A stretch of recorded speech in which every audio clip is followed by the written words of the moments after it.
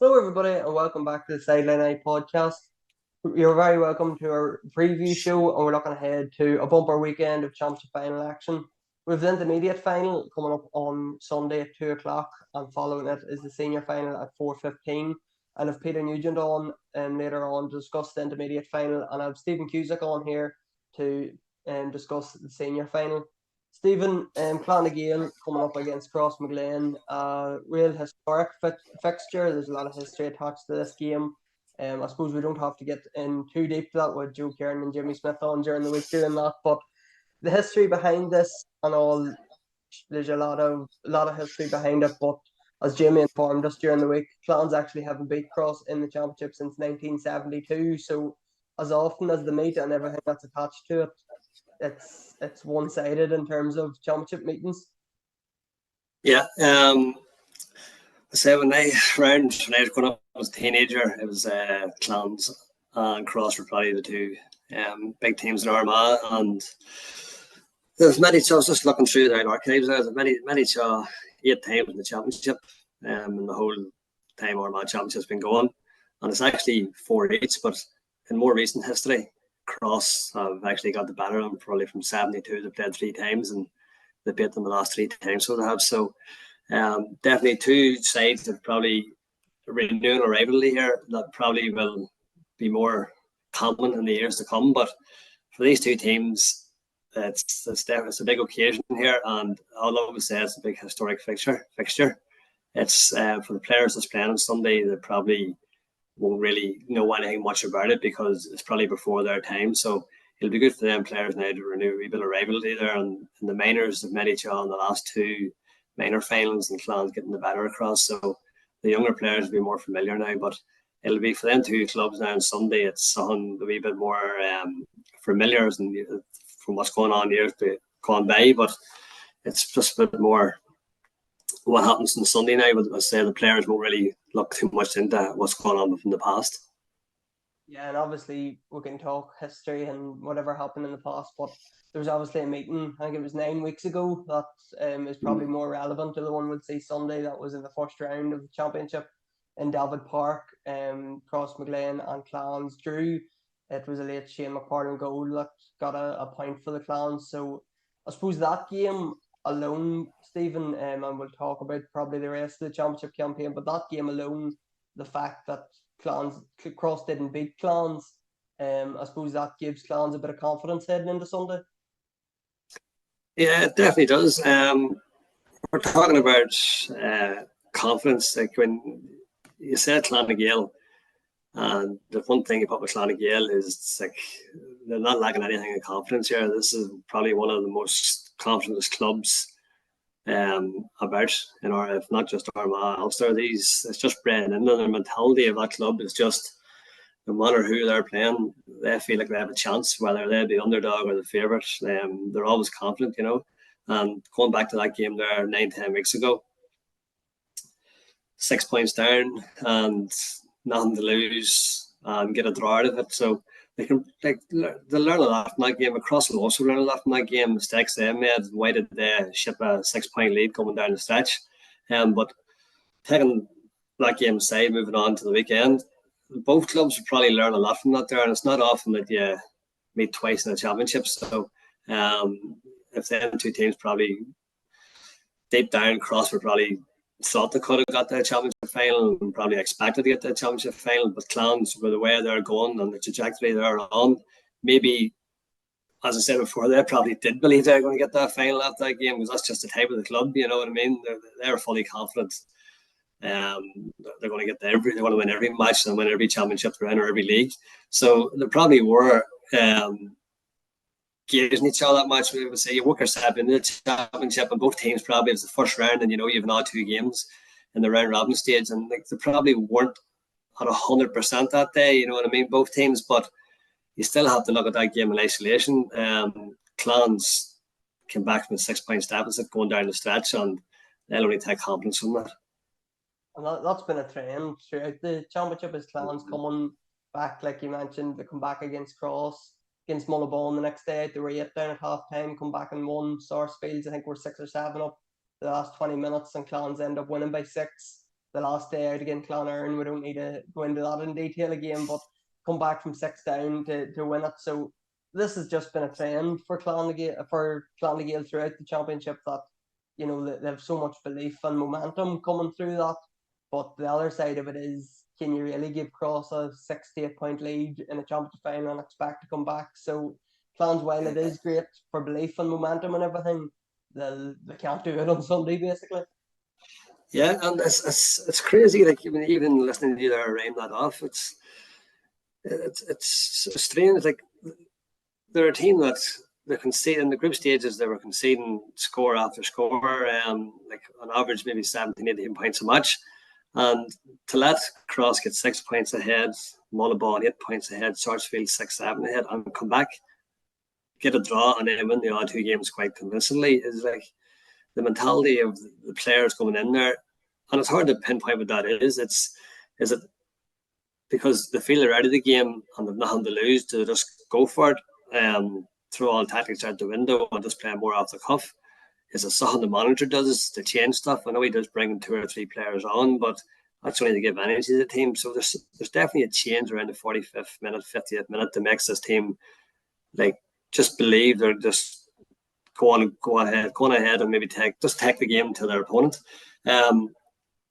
Moving forward to Sunday, if they fall 6, 7 points behind Crossmaglen in the athletic grounds, I couldn't see them coming back from them, but it's not to say they won't, because they've been doing it. I was listening to Soupy after the Clonard match. He was just said like they weren't panicking going 8-2 down. They still believe they're in the match, and that mentality of that team to even think that there, and like most teams would go on maybe get bit by 10, 11, 12, but they always come back.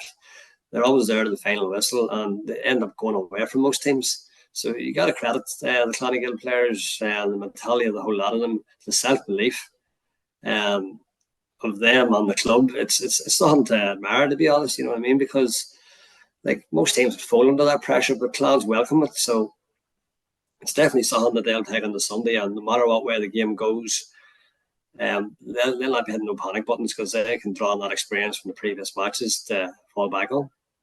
And the fact it's been so long too, Stephen, that they haven't reached the championship final since 2006, haven't won it from 94. I think you were involved. It was 2016 Mahry's first ever championship final.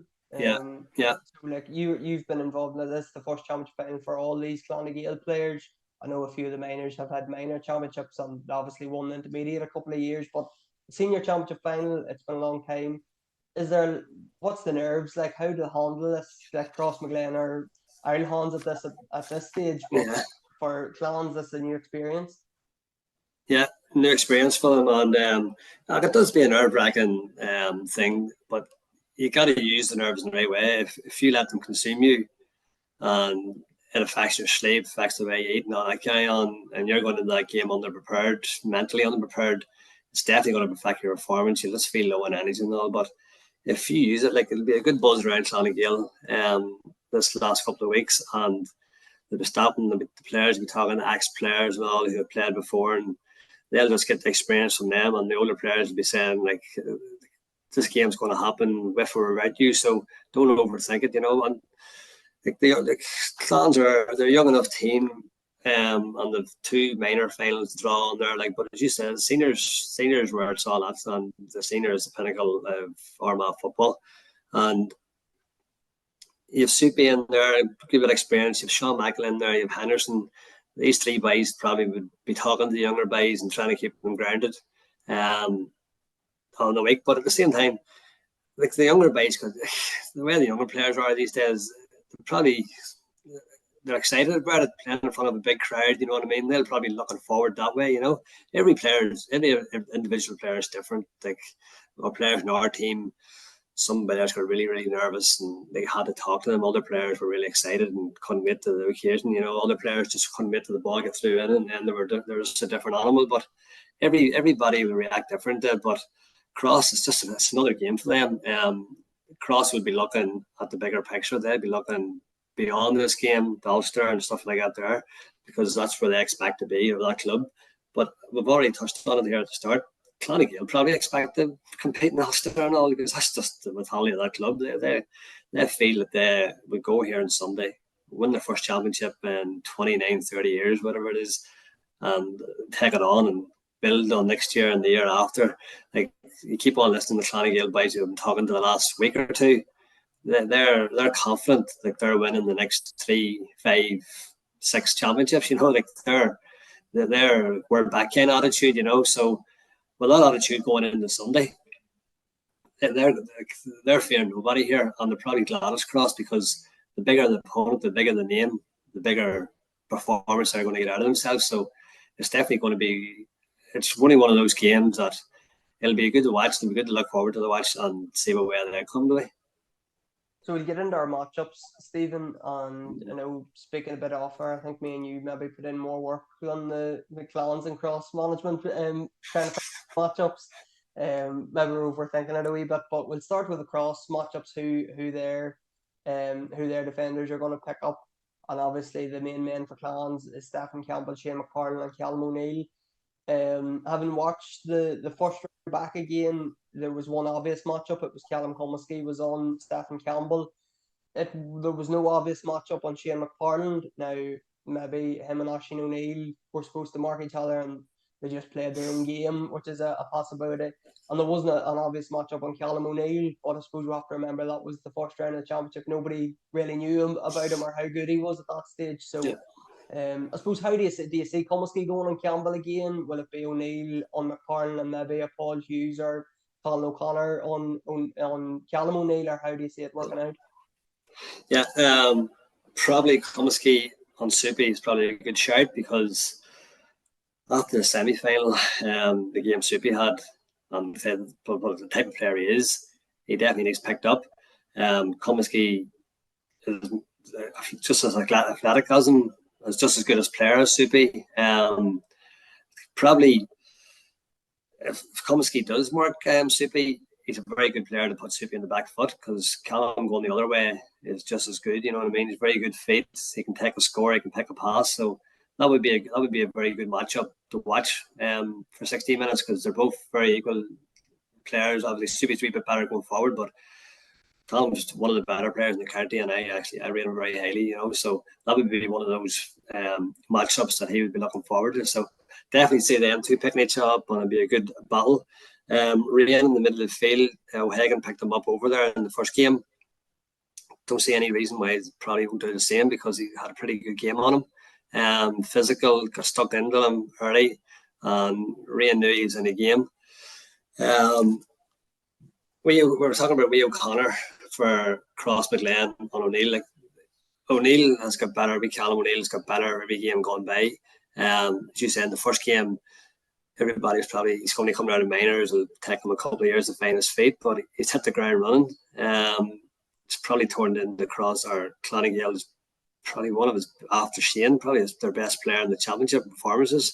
They're obviously looking at him. He's actually leading the thing a wee bit there when they're behind.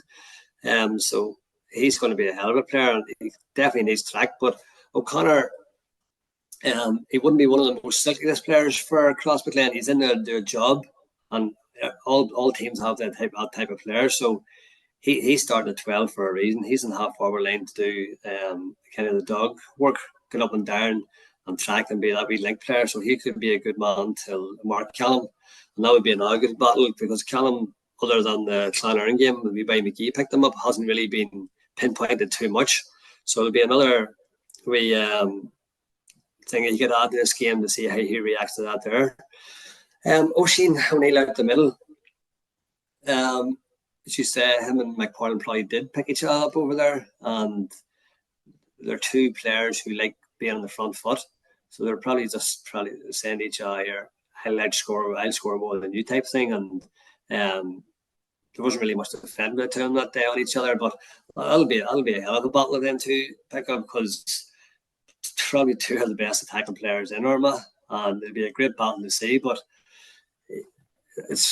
you can't let these two boys get in, because if you let McFarlane get ahead of himself and Oisín, these two boys can put scores up, like probably add rain to that there. These three boys can put scores up if you let them play. They can put 5-6 scores up in the first 20 minutes there.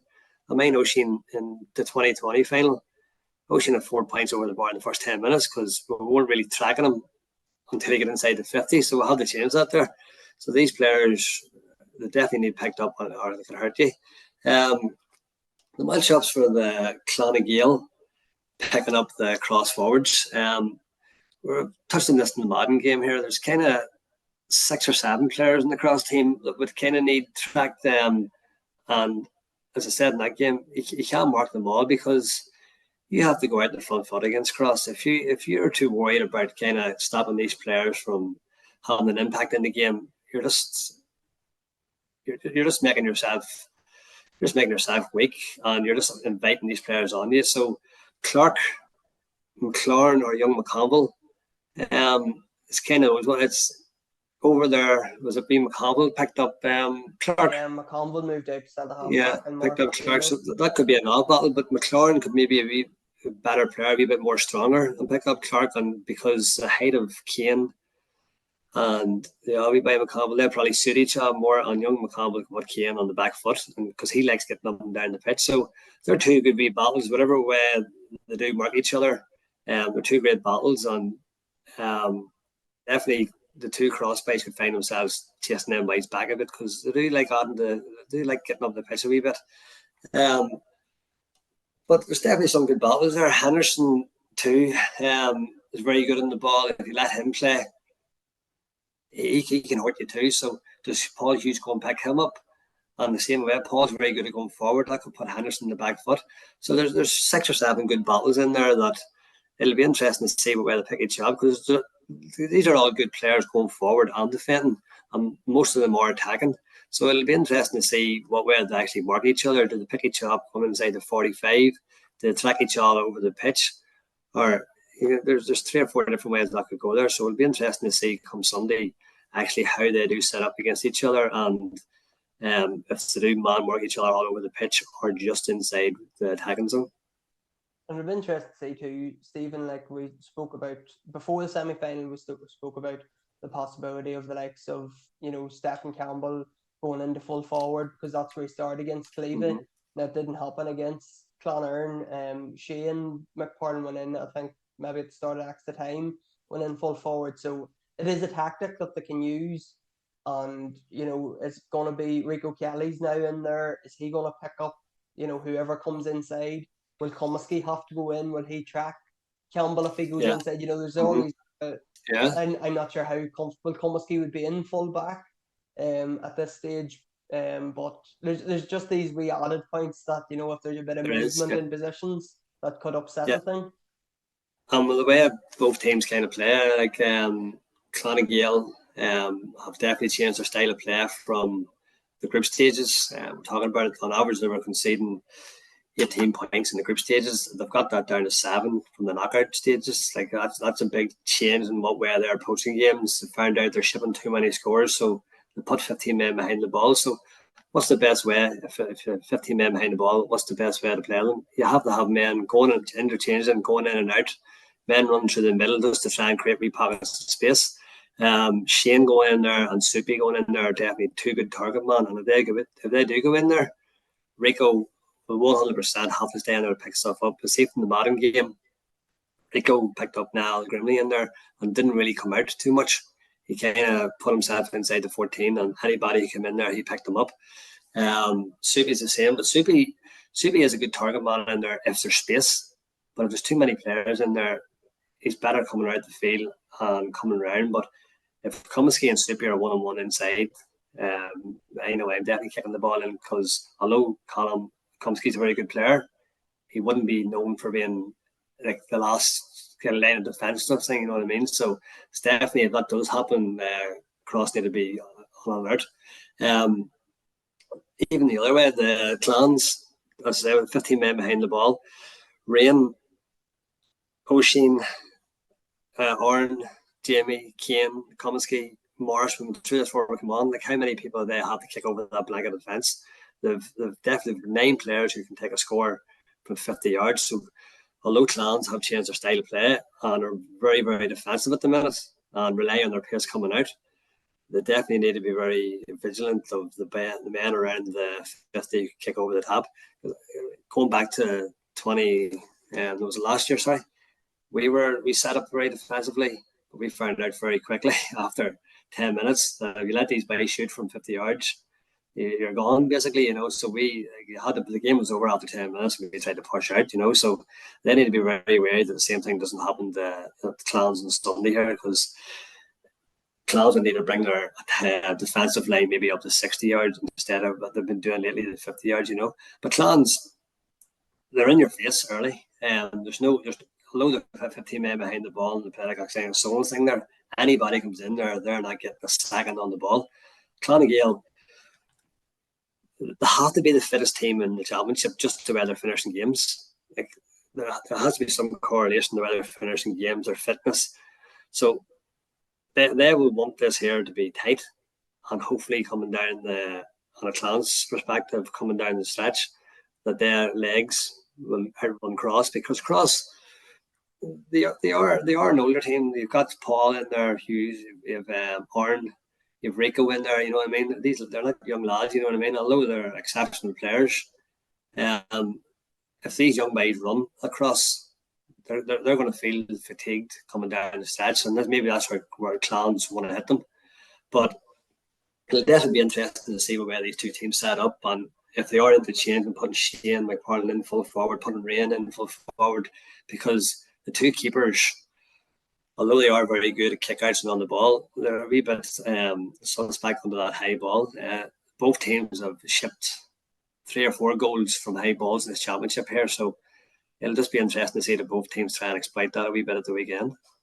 And possibly, you're talking about that change in style, Stephen, that Clonagale have sort of adapted. That has probably come from the group stages, from conceding. I think they conceded 3 goals against Mullabon and 2 against Sarsfield. So that's maybe where that has come from, and they've only conceded 1 since. So I suppose it's playing Cross. It's the predicament, Stephen, of keeping their score down, but trying to do it at the other end as well. Like that's the real it is, and that's the thing. The Clans management probably got together and says, like, we can't continue like this here, because I lost the group stages and all you had to do is probably win 1 game to get out of it. That's shipping 18, 3-9, 2-12 and 16 points in 3 games. That's massive scoring. Like you're relying on your forward player there to get you out of a hole there, basically. We were saying there, like, what a Clans on average score about 20 points a match. Clonagale have changed their style of play and are now only scoring 10 points a match. So, like, from their 20 from their group stages. So there has to be a bit of a tweak coming this forward. There's no way that Clonagale are going to keep Cross McLean below 16, 17 points on Sunday. Like, and that's not saying like I've been a criticism of them. That's just because Cross has just too much firepower going the other way. And they just scored 16 points against every team, probably, you know what I mean, in Armagh and probably beyond. So it's a fine line. How to set up on Sunday? To set up, they're going to set up the same way they had in the knockout games, because it suited them well, and it's got them through. It's got them through Drummond pretty handily. It's got them through Clevie pretty handily. And although Clonard was a struggle, when they changed their style of play and actually went at Clonard couldn't live with them, couldn't live with their pace. So they're a very adaptable team. That'll really suit them well come Sunday. So whatever situation Cross throw at them, Clans can adapt. So it'll be interesting to see. They're definitely going to set up defensively to start off with, to see where the first 10, 15 minutes go, just to work themselves into the game, because it is the first senior final for all them players. There's no point you can lose again in the first 15 minutes, but you can't win it. So they'll definitely set up very defensively to start and work themselves into the game. And then if the opportunity arises for them to go at Cross McLean, there's no better team than Clonagale to take them to go at, set the leads to go at them, because they know if they play the way they can play, that they can give Cross all the problems they want, you know. And I suppose Cross as well, Stephen, they have bodies back as well there. So I know we talk a lot about the firepower, but it was fairly evident again, Madden, from as soon as the ball was through in, Aaron Kieran was going and he was standing on the edge of the D. So they're going to have bodies back there. And I know we were speaking off her about Aaron's role. Like, he's just a big communicator back there. Like, he's pulling the strings from that sweeper role telling people where to go for kickouts on the defensive system going forward. So he's a huge impact in that defensive system. Oh, massive! Like Aaron is experience that he can't buy. He's done it all. We're just talking like Aaron's probably the best player of our generation. For what he's done for Armagh, for what he's done in club football, he's definitely the experience he has coming into that cross team. They're going to miss it when he goes. But against Madden, he had in his best game. He very rarely got in the ball, but you could just hear him organising the whole defence, telling the keeper where to go, telling people where to stand. Like, you go forward, no, stay, stick, you know what I mean? So, although he's not having the biggest impact on the ball, the impact he's having sorting that defence out, even sorting the attacking play out, telling guys where to go and where not to go, is massive. He'll just come back and sweep. He'll not work on anybody. We were saying about matchups. Sean Macklin and Aaron Kieran will probably mark each other, and Sean Macklin will go that way, and I'll go that way, and they'll just let each other sort both teams out. Sean will sort Clans out, Aaron will sort Cross out.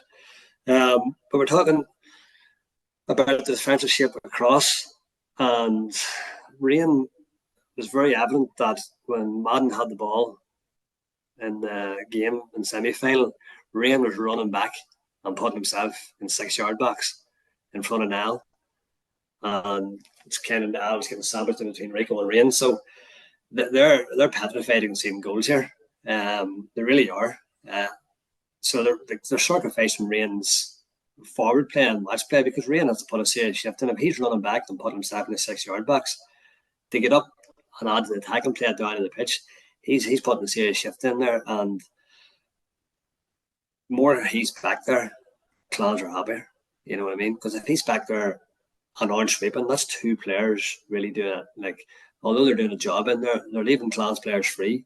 And we've seen from the Madden match, Madden were getting serious chances from 30, 40 yards and just didn't take them. They scored 14 points and they could have scored another 8, 9 easily. You know, and if Madden look back on it, they'll say themselves, we had a lot of chances created there.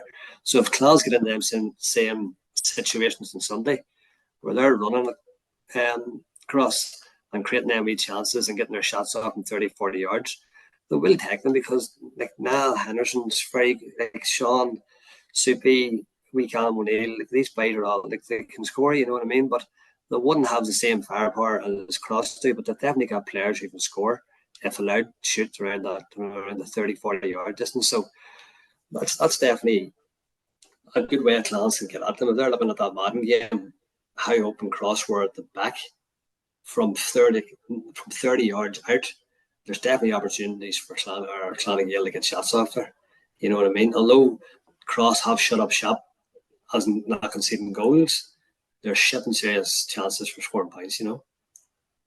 Yeah, it's going to be interesting to see. And I suppose, Stephen, when we get our predictions, the big question is, can Clans outscore Cross? Because, as you've said a couple of times in the podcast during the championship, Cross are going to score whatever 17, 18 points. So do you see Clans are going to match or better that on Sunday? That's the thing, and that's the $1 million question. That's what it comes down to. Can Clonagale score 16 points to 20 points to outscore Cross? Both teams packed with players that can score. We already mentioned that Cross have probably 8 or 9 players who can all score from 50 yards out. Clonagale are relying so heavily on McParnell and Soupy and Callum O'Neill to a lesser extent for scores here. There's not too many more in that team that are contributing to the score. Maybe a point here and there from Sean. I know Sean got a goal against Kalevi, but like, there's not too many more players adding to it, and it's easier for Cross to keep them 3 players quad than it is for Clonagale to keep Cross's 7, 8 players quad, if you know what I mean. So just looking at it, and you're looking at the scoring averages of Cross throughout the championship, 20 points a game basically that's frightening. Like, you know what I mean? That takes some amount of pressure off your defence there. Clonagale in the group stages were scoring up around 19, and now they're only scoring 10 from the knockouts. I know the level of opposition has got better as they've moved through the championship, and that's probably what that comes down to. But I just can't see Clonagale scoring 16 to 20 points on Sunday. Now, they could get 3-4 goals like we did in 2020, and they'd only need to score maybe another 6-7 points top of that. But I just feel Cross. Clonagale at this point in the Clonagale rebuilding at the minute. So I just think Cross maybe by 5-6 points coming down the stretch. Now there'll be nothing in this game like most championship games Cross have played over like this year, coming to the 45th, 50th minute. But I just think Clans are going to finish stronger, or Cross are going to finish stronger than Clans here. So they just like the Madden game, you just felt there was a wee bit of a Cross were always going to get over the line, you know, and I just feel they're just going to do the same again here.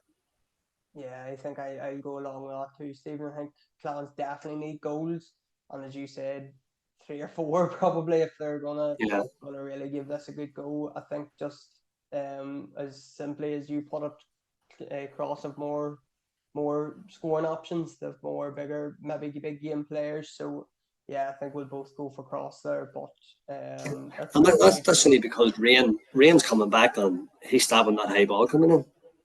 He's sacrificing himself for the team, and he's coming back and he's planting himself in the 6-yard box. And if there's one player in the crowd he could probably out-jump him, it's probably Shane. But as he did in the first round. Yeah, as he did in the first round, but it's one of those ones. It's if Clans win, they're going to have to score 3-4 goals, and that's the way I feel about it, you know. Yeah, no, I agree with that. I think we'll both go for Cross there.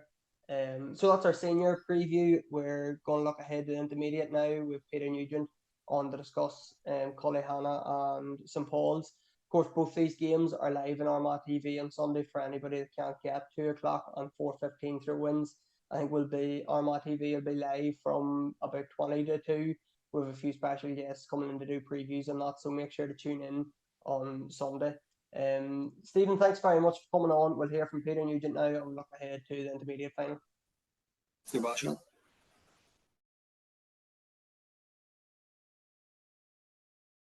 So Peter, you're very welcome back to the show, and we're looking ahead at the intermediate football championship final. It's St Paul's taking on Cullyhanna at 2 o'clock in the athletic grounds.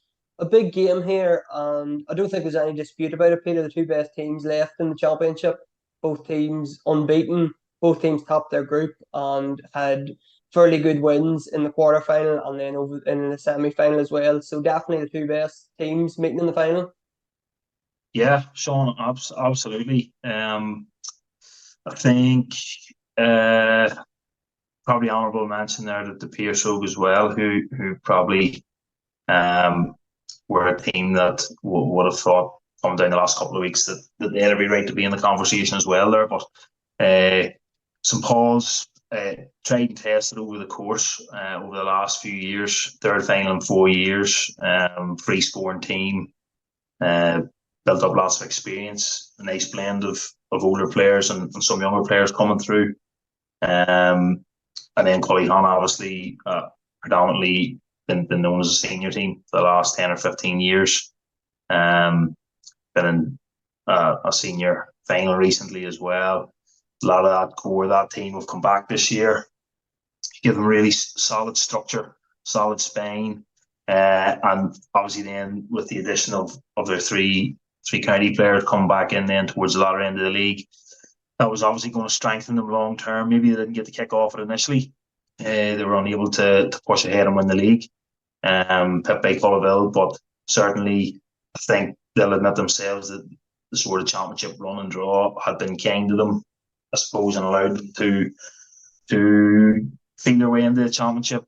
Won a couple of games, very comprehensively, bedding players back in, and then it all sort of led to their semi-final win over Pierce Rogue. A win that they'll be, I think, really pleased with, because Pierce Rogue probably were tried and tested. Cullyhanna were coming in a bit cold into that particular game, and I really felt that Pierce Rogue, were in a good place maybe to actually upset the apple cart and put them out that day. But Cullyhanna, I thought, managed the second half really well.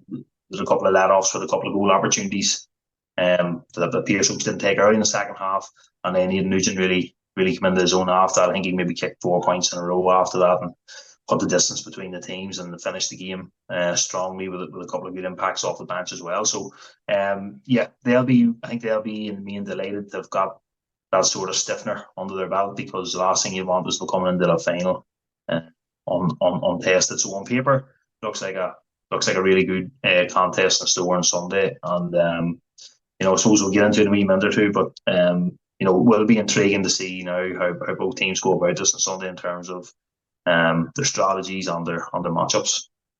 Well, that's the big thing for me, Peter, leading into this game, is that particularly watching the semi-finals and particularly that St. Paul's game, both teams are going to go at this. You feel that this has the potential to be a real shootout. And just a few stats, I suppose, from the year. So Cullyhanna, they've scored 1086 in 5 games and conceded just 538. So that's an average of, they've scored 217 per game and an average of 1-8 conceded. While St. Paul's, they've hit 975 in the championship, which is an average of 215, and they've conceded 7 goals and 57 points, an average of 111. So both teams, we can see them, they're nearly the same in terms of average scores. 217 Cullyhanna, 215 St. Paul's. Like, they like their goals, they like putting up big tallies, so this has the potential to be a real cracker. Yeah, absolutely. Some of them the scoring tallies you're reading out there, Sean, are frightening, all right.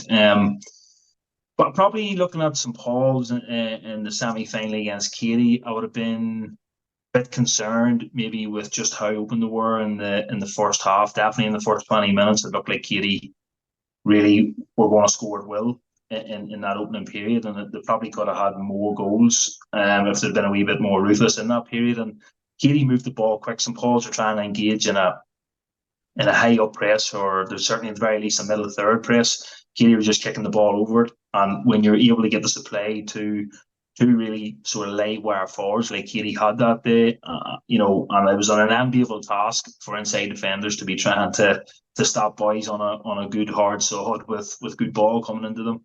And probably in that period, the ball that St. Paul's were able to get down to Mernon probably saved their bacon a wee bit, because he kept, against the run of play, he was able to keep St. Paul's really ticking along in the game. So my concern would have been from that, stemming from it, would have been, they can't come into this game thinking that would be good enough, because as well as Katy played, and certainly the two lads up front are really good players, you're talking about a different animal here, and Cullyhanna have such more depth in spread of their attacking threats. And I would be expecting that St. Paul's will definitely play a little bit more on the side of caution, maybe dropping a player in full time in front of that full forward line, or maybe dropping off their press a wee bit and filtering bodies back, maybe that sort of wee bit quicker, because to leave that amount of space for Cullyhanna, who love to utilise the kick pass, would really be putting themselves up against it, and will be depending on their inside defenders having really, really top days, because Cullyhanna do have, probably for most people's money, a senior A standard forward line and inside forward line. So, St. Paul's are certainly going to have to cut their cloth to match that. And obviously, when we talk about Cullyhanna, we do often reference the county boys and Nugent, Duffy, McQuillan, and sort of the attacking threat that they pose. But it probably doesn't do justice for the likes of a Shea Hoey there, Keelan Reevey, that are just two excellent players. And I know Ballymacnab hadn't played Cullyhanna in the first round of the championship last year. We probably focused on the couple of county boys, but Shea Hoey and Keelan Reevey were the two players caused us the most trouble, and that was in the senior championship. So they've been playing really well. They were really good against Pearshove as well, particularly Hoey. Like, Hoey carries a massive scoring threat that maybe goes in under the radar a wee bit. So it's not just Nugent and Duffy that needs watched here, Peter. There's a lot of players like that I just named off that's going to be scoring potential. No, absolutely, Sean. I mean, looking through at the options, you've also sort of missed out Tony Donnelly there as well, who is technically a very proficient footballer. A lot of big games under his belt over the years, and he can play goalie at home in the half back line or like as an 11 type player as well. So you've him to worry about. Obviously Ross McQuillan has come in, who brings big moments to these games. He might not always be front and centre throughout the 60 minutes, but usually whenever he chooses to come big in the game, he usually lands in with a goal or a goal and two or something like that in a very quick space of time, which is enough on most occasions. As you mentioned, Hoey, Reevy's been really outstanding for Cullyhanna now for the last couple of years. You would think that maybe he suited to playing as an inside forward, but I think they get more out of him by letting him hang out, maybe stay out of tackles, play 1-2s, return passes, and he really knits the play together for them very well at it as well. The more robust, combative Barry McConville as well, who's been a big player for them for God knows how many years. And he's still motoring really well and still gets forward and still kicks scores on an almost gamely basis. So they've lots and lots of options, basically everything from 5 forward. Looks like an option. Mickey Murray as well, when he comes forward from 6, if he starts. I know he didn't start the last day, but I assume as it's a final, and I assume if he's got over his knock, he will be starting. Him coming forward, always prompting from 6. When he gets in around the D, can kick scores as well. So yeah, they've got that range of scores, but in the main, it's going to be Shea Hoey and it's going to be Nugent probably that are going to do the bulk of the scoring. And Hoey has just been a real menace in intermediate level this year, scoring, contributing heavily in the majority of games, free scoring from play. So not reliant on frees at all. And probably the thing that they have in their armory that they can mix up is that they have got some really good target man options. They've got Pierce Casey, who can move from middle of the field, and he usually does, because I think probably he starts there and then 15-20 minutes in, maybe he goes in for a spell, back to midfield, and then the second half you'll see him in for a spell again. And he scored a lot of goals this year, purely, on a robust level, lots of physical power, wins his own ball, and then he's got pace to go with it. So he's very strong at carrying the ball, and I've seen him a number of occasions this year just bulldozing defences. So, they've got him. They've also got Garvin Duffy, who'll be Jason's younger brother, I think, and he's made some big contributions as well this year, from a half forward or corner forward type berth. So loads of good options. Kieran Hoey as well, older brother, I think, of Shea, is a really dominant full forward type player who again they can use as a target man type player. So look, I think they've probably in the forward line department they're coming down with options. It's probably just going to be what's their best blend, who's going to be the best fit to start the game, and then holding a couple of players back to come in and make impacts as well. And that leads us into our matchups, Peter. It's nearly impossible to try to tie down all those Cullyhanna stars. I suppose, St. Paul's, how do you see them going about this? Who do you see? Who's their main stoppers in that defence? And obviously, the way they've been playing, they do like to go on the front foot, but they're going to probably just be a wee bit more cautious here. Well, I expect Ryan McCallie probably, who's been having another good year for them. Ryan's probably one of the most underrated players probably about Sean. I've seen on his player profile, he himself down as being 35, but I think he's closer to 36, to tell you the truth. But Ryan's been so good for St. Paul's now for a long period of time. And he would be their designated man to go and probably shut down the opposition's main player. So I'd be expecting him maybe to team up on Nugent. I'd say that Shea Murphy would probably come in for a job somewhere along there. They may see him as being well suited to go and tag Reevy potentially. And then the Aaron McCallie back there as well, who may go on to Hoey. Dackie McGee as well. They may think his physicality is suited to maybe squaring up with Hoey. It's hard to tell. I think they like to keep him maybe as free as they can to sit in front as well and sweep. So I think St. Paul's have a lot of thinking to do, but what I would say is sometimes when you're coming against a team like Colleyhanna who have that many threats, if you start delegating out too many man-to-man jobs, a good team, a smart team, just pull you apart anyway with their movement. A good player will understand. He's been heavily tagged, so he just step out of the way and leave the space for someone else. So probably for St Paul's, it's probably look, identify the main target. Like the last day, it seemed to be, with Ian Nugent back in his groove, like a lot of the ball was going through him. So it's probably a case of let's get our best man on Ian Nugent. Let's get some good cover in front of him to stop that first time ball, or at least make sure that it's a 2-to-1 situation. And then after that, let's make sure that, we're either pressing the ball hard collectively or we're working hard off the ball to get into their shape collectively and start to work really hard together in tandem. I suppose the other end of the field then, we'll talk about midfield maybe separately in a wee minute, but obviously Andrew Mernan's the big one here. 6 goals in the championship so far, 3 the last day, an all-star nominee. We'll probably say it as much as we can about Andrew the last couple of weeks and the last couple of years, but he's probably going to square off against Sean Connell in the Colleyhanna full back line. That's probably the main matchup in the Colleyhanna defence.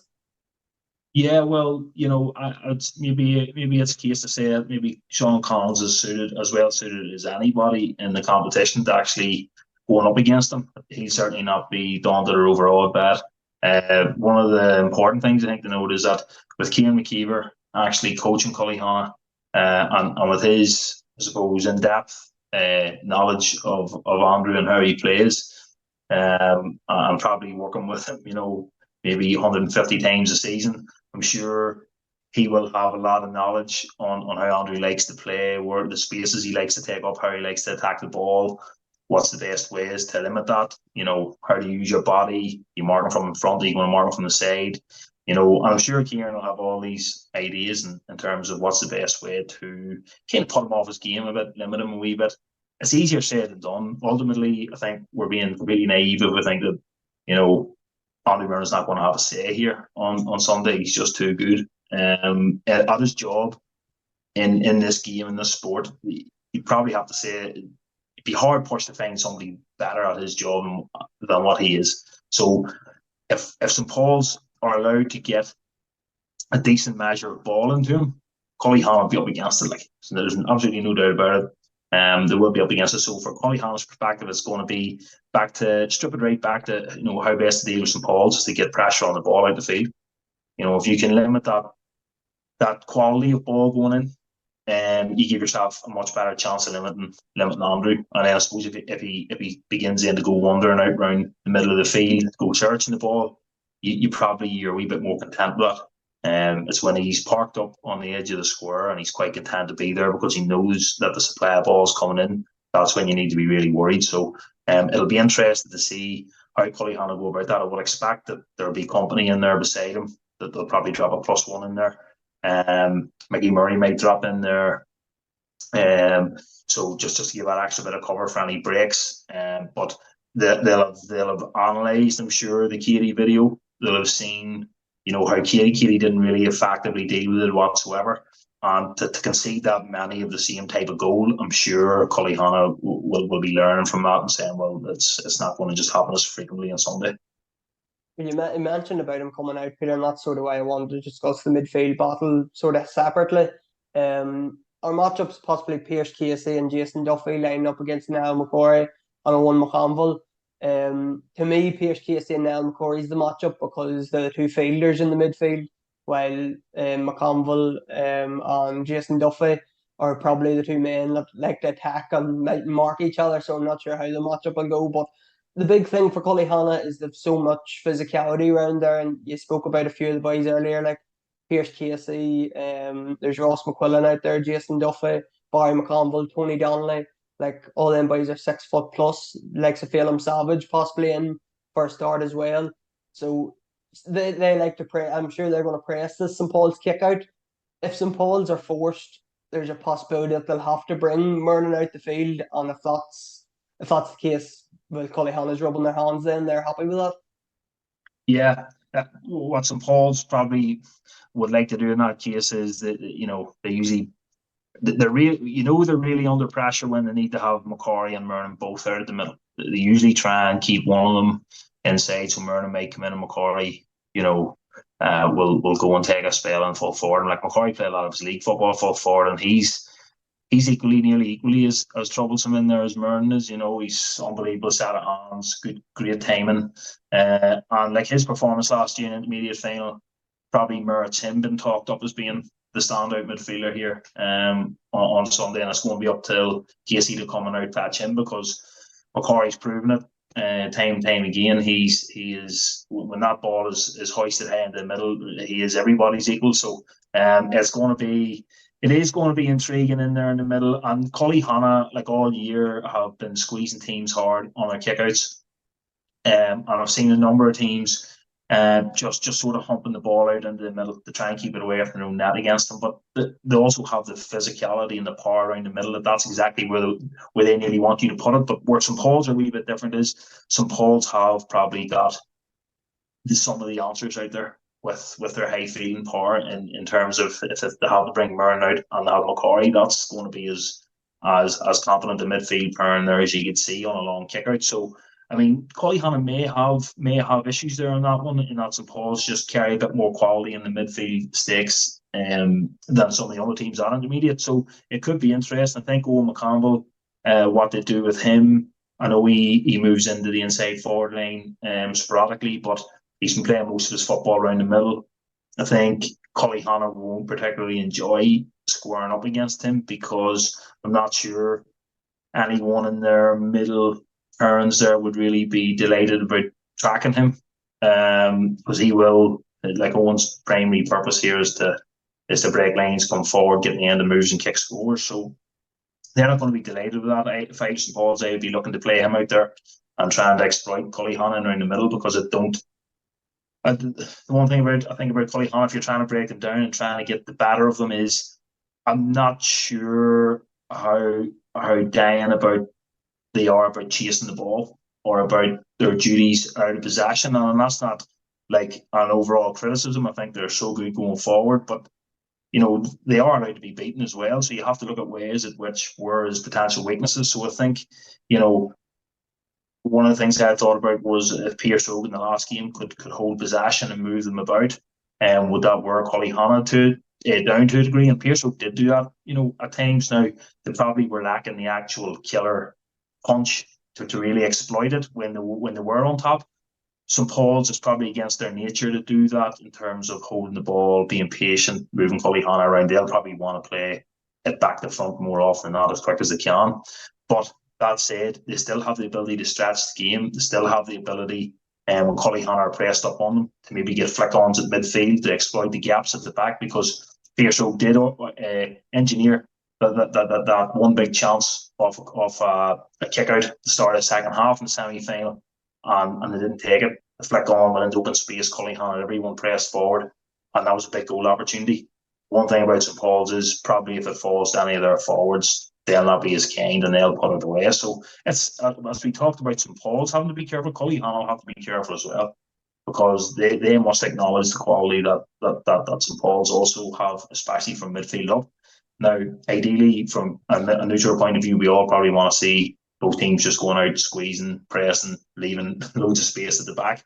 But I think given the fact that it is a final, and there will be respect there on both teams for each other, I think you'll see it being a little bit more conservative.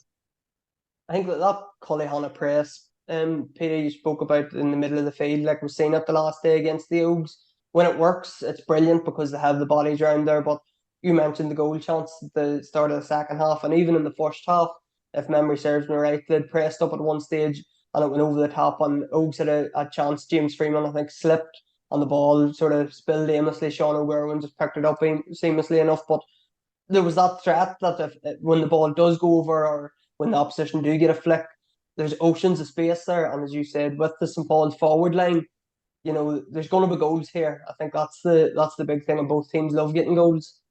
Yeah, and look, St. Paul's are going to carry that threat. We talk about the Cully Hanna forwards, but St. Paul's similarly, like Oren McGill coming from his deeper position, is lightning quick, big goal threat. He will either score goals or create goals. We talked about Owen McConville. We've Anton McParn as well, who is getting better with every season. Looks a stronger player. Looks a better attacking threat this year. Really taking on a bit more leadership for St Paul's, and obviously I think he was a captain for under 20s this year.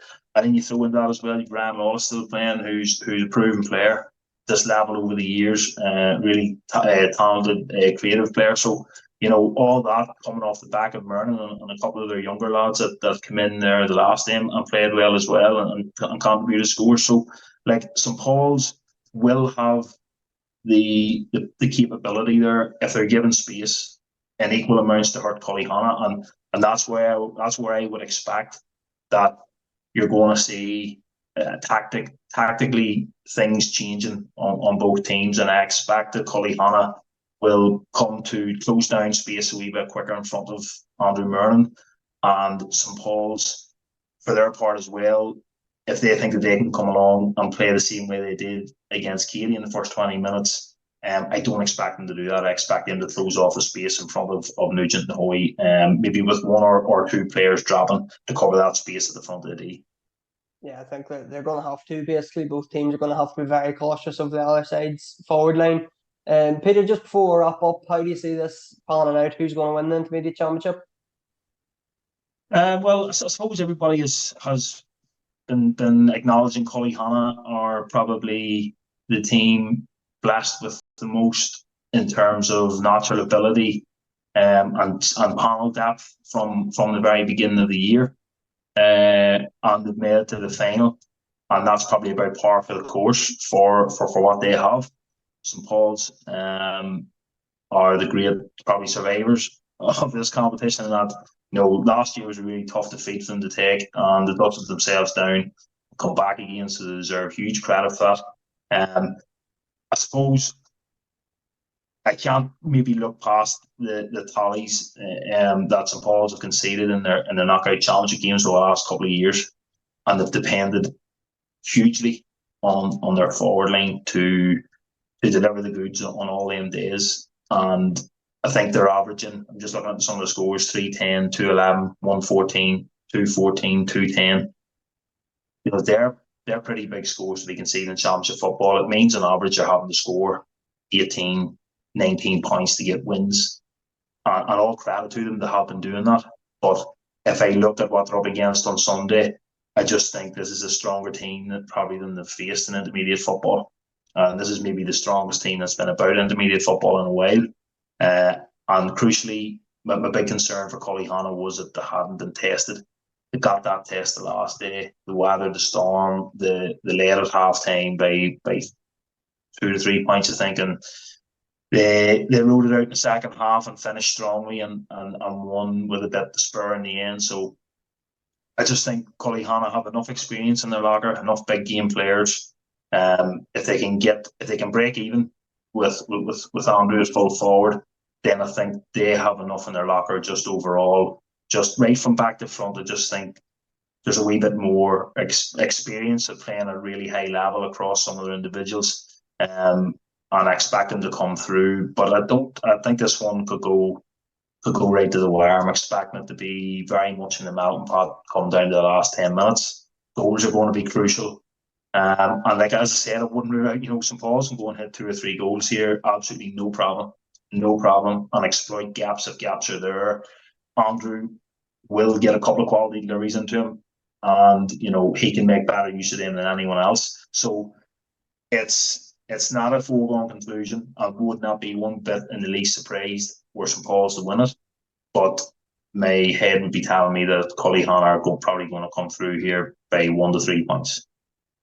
Yeah, I think I agree with all that. Peter, I'm expecting, as you said, as the neutral, I'm hoping that this is just a free-flowing end-to-end goals galore sort of game, but I think Colleyhannah just on paper, and we said that a couple of times throughout the championship campaign, they just look like a senior team, so I think I'm going to give them the nod as well. Thanks very much for coming on, Peter, and giving us your thoughts. Thanks to Capture Athletic coming on board as our main podcast sponsor for the duration of the championship. I will be back on either Sunday evening or on Monday with a roundup of the intermediate and senior championship games. So, Peter, cheers for coming on.